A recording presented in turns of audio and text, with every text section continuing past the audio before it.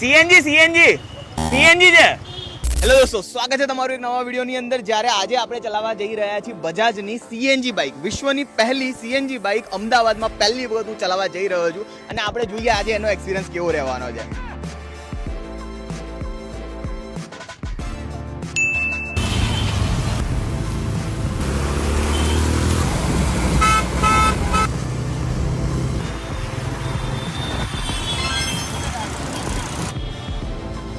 CNG CNG CNG છે.